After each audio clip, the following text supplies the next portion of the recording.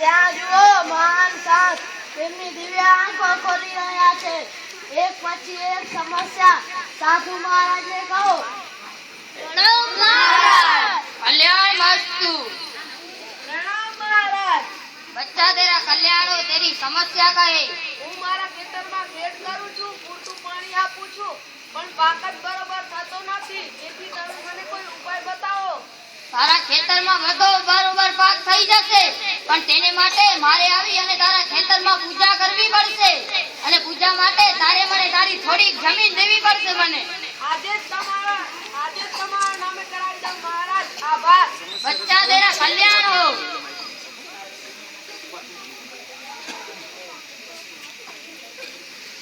પ્રણામ મહારાજ. બચ્ચા તેરા કલ્યાણ હો, તેરી સમસ્યા કહે. હું બહુ જ દુઃખી છું. મારા પગથી ખૂબ હેરાન છું. મેં અમદાવાદ, રાજકોટ બધેથી મારા પગની દવા કરાવી, પરંતુ મારા પગનું દુઃખ મટતું જ નથી. કેમ કરી મારા પગનું દુઃખ મટાડું મહારાજ? તારા પગનું બધું દુઃખ દૂર થઈ જશે, પણ તેને માટે તારે મને તારી 2 ગાયો આપવી પડશે. આજે જ મોકલાઈ દો મહારાજ. બચ્ચા તેરા કલ્યાણ હો.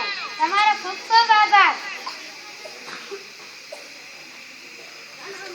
બચ્ચા તેરા કલ્યાણ હો, તેરી સમસ્યા કહે. મેં મકાનનું ઘર બનાવ્યું, પણ ઘર ટકતું જ નથી, પડી જ જાય છે. નક્કી કોઈ ઘટના બની હશે. તારું 3 માળનું ઘર અવશ્ય ટકી જશે, પણ તેને માટે મારે આવી અને તારા ઘરમાં પૂજા કરવી પડશે. અને પૂજા માટે તારે મને 2 સોનાના સિક્કા દેવા પડશે. હાલો બેસી મહારાજ, તમારો આભાર. બચ્ચા તેરા કલ્યાણ હો.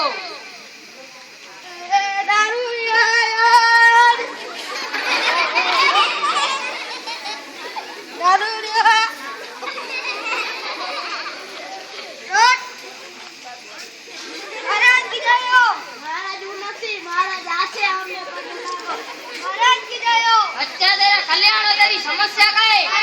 આ બોટલને કારણે મારું બધું ગીરવી રાખે છે. ઘર, વાડી અને મારી બારી સાથે દરરોજ ઝઘડા થાય છે. હું શું કરું મહારાજ? આ બોટલથી હું તને છુટકારો અપાવી દઈશ, પણ તેને માટે તારે મને 2000 રૂપિયા દેવા પડશે. મહારાજ, હું 2000 રૂપિયા ક્યાંથી લાવું? બચ્ચા તેરા કલ્યાણ હો, આને લઈ જાઓ.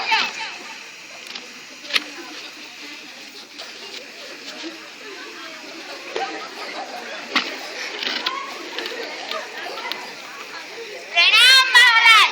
બચ્ચી તેરા કલ્યાણ હો. મહારાજ, મારી દીકરીની તબિયત સારી રહેતી જ નથી. તેને કોઈ ગંભીર બીમારી થઈ છે.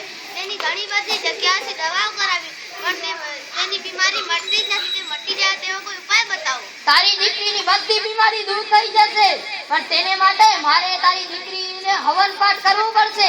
અને તેને માટે તારે મને 2 સોનાના સિક્કા દેવા પડશે.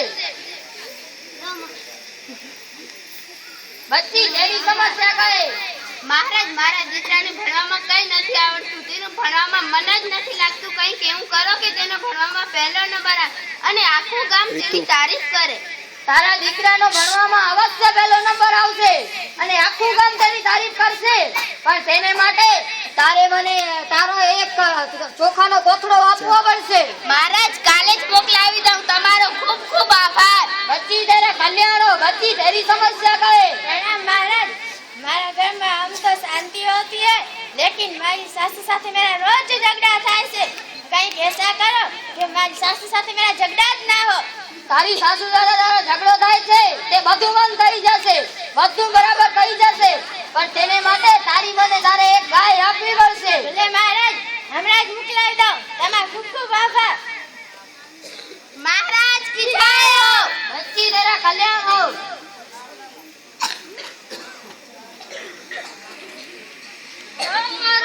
બચ્ચા તેરા કલ્યાણ હો. મહારાજ, તમે વિશ્વના સૌથી મહાન સંત છો. મહેરબાની કરી મને કંઈક આશીર્વાદ આપો.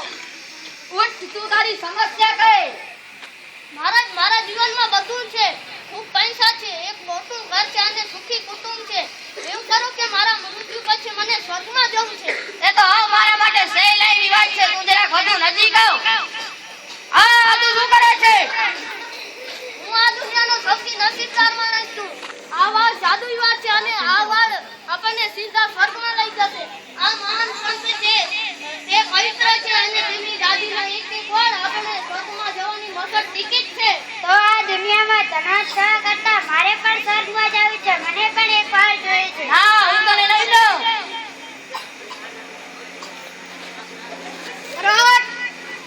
રાજન, રાજની ચાવી.